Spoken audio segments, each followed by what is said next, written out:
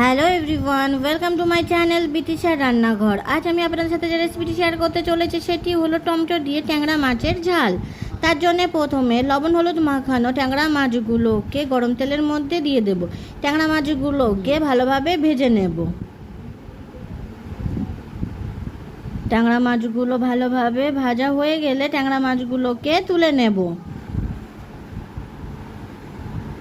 এরপর গরম তেলের মধ্যে দিয়ে দেব কালো জিরে ফোড়ন।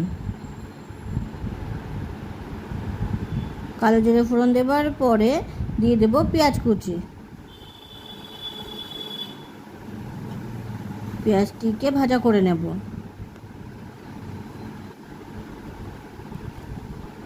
পেঁয়াজটি নরম হয়ে এসেছে। এরপর পেঁয়াজের মধ্যে দিয়ে দেব রসুন বাটা, আদা বাটা, দিয়ে দেব কাঁচা লঙ্কা, দিয়ে ভালোভাবে মিশিয়ে নেব আর ভাজা করব।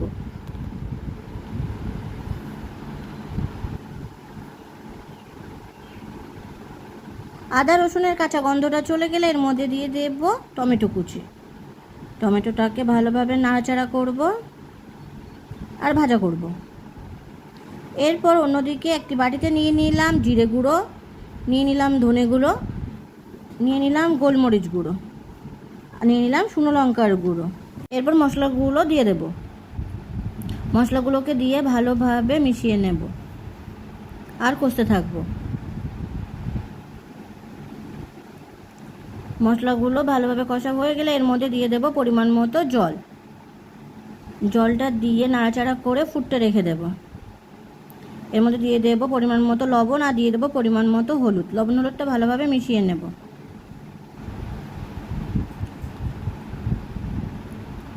ঝোলটা ভালোভাবে ফুটছে। এর মধ্যে দিয়ে দেবো ভেজে রাখা ট্যাংরা মাছগুলোকে।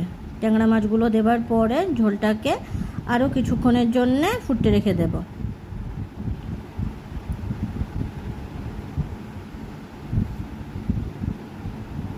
ঝোলটাকে একটু নাড়াচাড়া করে নেব।